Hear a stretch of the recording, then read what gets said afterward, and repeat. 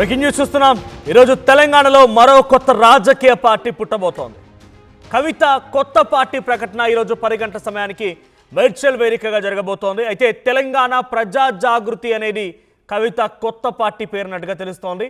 So 10 గంటలకి దీనిపైన అధికారికంగా ప్రకటించే అవకాశం ఉంది. మేడ్చల్ జిల్లా మునీరాబాద్లోని అద్వయ కన్వెన్షన్లో ఈ పార్టీ ఆవిర్భావ కార్యక్రమం ఉండబోతోంది.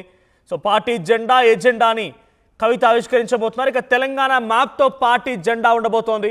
పార్టీ జెండాలో 3 కలర్స్ ఉండబోతున్నాయి. పసుపు, ఆకుపచ్చ, మధ్యలో బ్లూ కలర్ కూడా ఉండే అవకాశం ఉంది.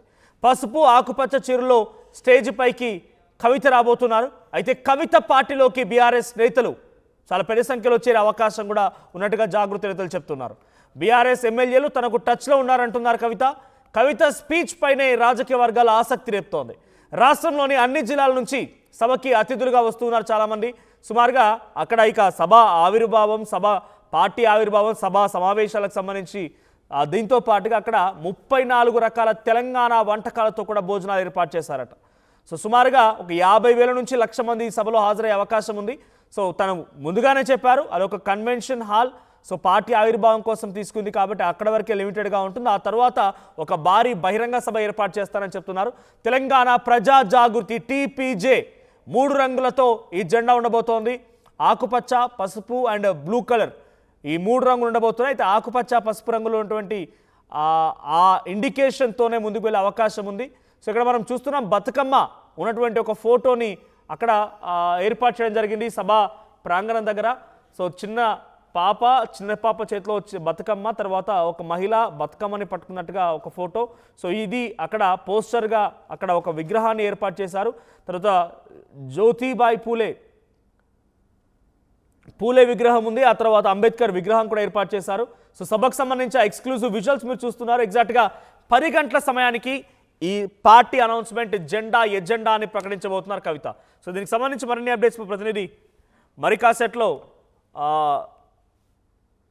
మరికాసేపట్లోనే కవిత ఇంటి దగ్గర బంజారా హిల్స్ తెలంగాణ జాగృతి కార్యాలయం నుంచి మా ప్రతినిధి మధు అందుబాటులో రాబోతున్నారు. అయితే ప్రజెంట్ తెలంగాణలో 2014 తర్వాత ఏర్పడినటువంటి పార్టీల విషయానికి వస్తే తెలంగాణ జనసమితి కోదండరాం, తెలంగాణ జేఏసీ ఆ రోజు తెలంగాణ ఉద్యమ సమయంలో అందరికీ నాయకుడిగా అన్ని రాజకీయ పార్టీలకి, ఉద్యోగ సంఘాలకు అన్నింటికీ తెలంగాణ జాయింట్ యాక్షన్ కమిటీకి చైర్మన్గా వ్యవహరించిన కోదండరాం ఆ పార్టీని స్థాపించారు. కానీ పార్టీ అనుకున్న స్థాయిలో రాణించలేకపోయింది. మొన్న జరిగిన ఎన్నికల్లో కాంగ్రెస్ పార్టీతో, అంతకుముందు జరిగిన పార్టీ ఆవిర్భావం నుంచి ఏదో ఒక పార్టీతో పొత్తు పెట్టుకోవడమే.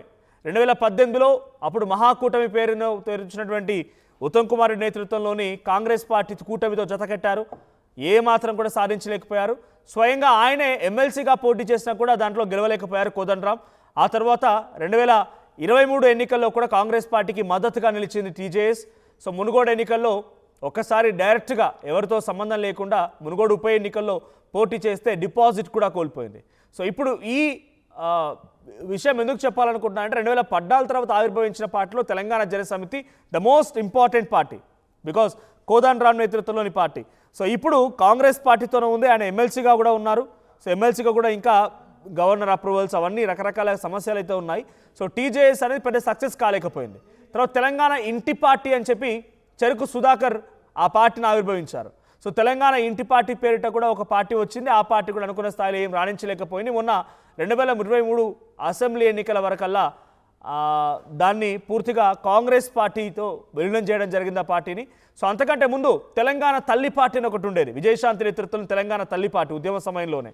ఆ తర్వాత ఉద్యమ నేపథ్యంలో చాలా క్రియాశీలకంగా ఉద్యమాలు నడవాలి కాబట్టి తెలంగాణ తల్లి పార్టీని TRS పార్టీతో అప్పుడు విజయశాంతి విలీనం చేయడం జరిగింది. సో ఇలా రాజకీయ పార్టీలు కేవలం తెలంగాణ ఎజెండాతో, తెలంగాణ జెండాతో వచ్చినటువంటి పార్టీల్లో తెలంగాణ జనసమితి, తెలంగాణ ఇంటి పార్టీ, తల్లి తెలంగాణ పార్టీ, తెలంగాణ రాష్ట్ర సమితి ఇవన్నీ కూడా ఇప్పుడు తెలంగాణ ఎజెండా, తెలంగాణ జెండాతో వచ్చినప్పటికీ కొంత కనుమరుగైపోయాయి. ఇంక్లూడింగ్ TRS కూడా. ఎందుకు TRS కనుమరుగైపోయిందనే మాట చెప్తున్నానంటే TRS కాస్త BRSగా మారిపోయింది. సో తెలంగాణ జెండా ఎజెండా వాళ్ళ భావాలో ఉండొచ్చు కానీ పార్టీ రాష్ట్ర స్థాయి పార్టీగా ఇప్పుడు జాతీయ స్థాయి పార్టీని ప్రకటించేసుకున్నారు కాబట్టి ఆ పార్టీ కూడా తెలంగాణ కేవలం సెంటిమెంట్గా ఉన్నటువంటి రాజకీయ పార్టీ నుంచి జాతీయ స్థాయికి వెళ్ళిపోయింది. అది కూడా తెలంగాణ సెంటిమెంట్ని కోల్పోయింది.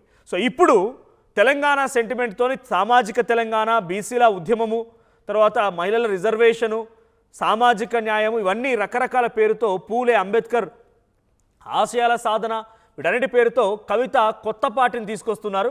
సో అది 10 గంటల సమయానికల్లా ఆ కొత్త పార్టీ ఎజెండాని ప్రకటించబోతున్నారు. సో బీఆర్ఎస్ పార్టీతో తెగదింపులు అయిన తర్వాత తను ఈ పార్టీకి సంబంధించి ఇంటర్నల్ డిస్కషన్ చేసి రకరకాలుగా చాలామంది నేతలతో చాలా ప్రాంతాలు తిరిగి పాదయాత్రలు అంటూ చేపట్టి యాత్రలు చేపట్టి ఇప్పుడు ఎట్టకేలకి ఈ పార్టీని ఆవిర్భవిస్తున్నారు. 10 గంటలకల్లా ఈ పార్టీ జెండా ఉండబోతుంది. పార్టీ జెండాలో ఆర్టీవీకి ఉన్నటువంటి ఎక్స్క్లూజివ్ సమాచారం మేరకి ఆకుపచ్చ, పసుపు అండ్ బ్లూ కలర్, ఆకుపచ్చ పసుపు అప్ అండ్ డౌన్గా ఉంటాయి, ఇటు బ్లూ కలర్ మధ్యలో ఉంటుంది. 3 రంగులతో ఆ పార్టీ జెండా ఆవిష్కరించబోతోంది. సో కవిత ప్రసంగం పైన చాలా ఉత్కంఠ రేపుతోంది. మరోవైపు ఈ పార్టీ జెండా సింబల్లో పక్కగా తెలంగాణ మ్యాప్ కూడా ఉండే అవకాశం ఉంది. సో ఇప్పటికే తెలంగాణ మ్యాప్తో ఉన్న పోస్టర్లు, కవిత ఫోటోలు అన్నింటితో పోస్టర్లు కూడా తెలంగాణ వ్యాప్తంగా పలు జిల్లాల్లో, నగరంలో, హైదరాబాద్ నగరంలో కూడా ఎక్కడికక్కడ పోస్టర్లు వెలిశాయి. సో ఈరోజు మేడ్చల్ జిల్లా మునిరాబాద్ దగ్గర అద్వయ కన్వెన్షన్ హాల్లో ఈ పార్టీ ఆవిష్కరణ జరగబోతుంది. మా ప్రతినిధి మధు ఉన్నారు సిద్ధంగా. తెలంగాణ జాగృతి అధ్యక్షురాలు కవిలకుంట్ల కవిత నివాసం దగ్గర సిద్ధంగా ఉన్నారు. మధు, సో ఎటువంటి ఏర్పాట్లు జరుగుతున్నాయి? ఇప్పటికే పార్టీ పైన చాలా హ్యూజ్ ఎక్స్పెక్టేషన్స్తో ఉన్నారు జాగృతి నేతలు. సో అటు పబ్లిక్లో కూడా కొంత ఆసక్తి రేపుతోంది.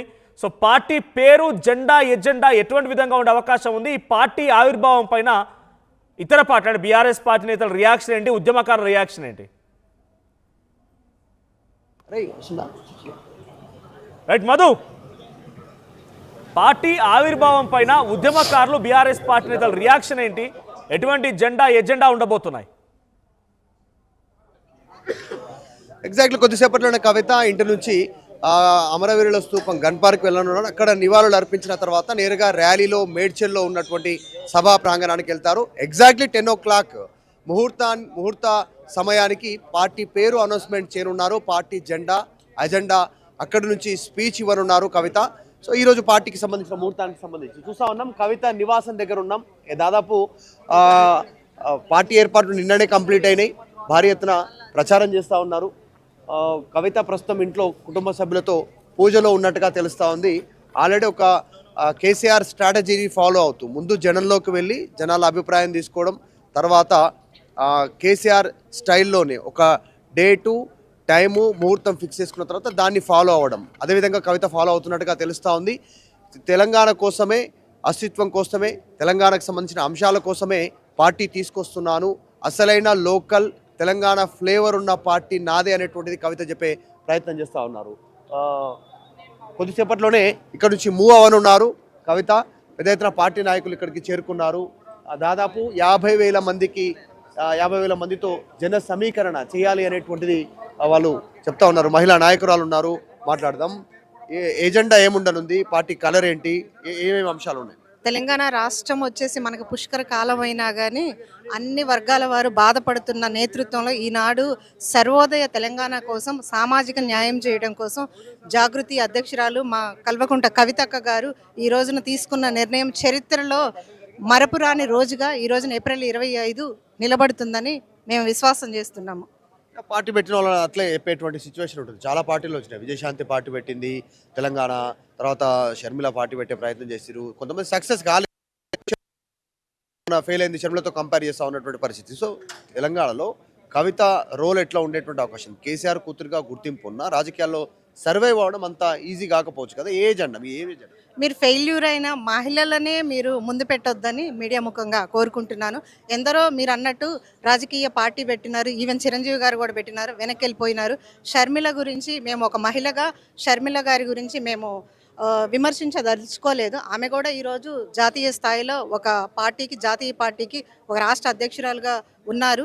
అయితే కల్వకుంట్ల కవితక్క గారు మా అధినేత్రి గురించి మేము చెప్పదలుచుకుంది, 20 సంవత్సరాల నుంచి కవితక్క గారు ఈ రోజున ప్రజల్లో ఉండి ఆమె ప్రజల్లో మమేకమైపోయి ఈ రోజున సేవలు అందిస్తూ జాగృతి పార్టీ రాజకీయ పార్టీగా ఆవిర్భవించే మహోత్సవ దినోత్సవం ఈనాడు.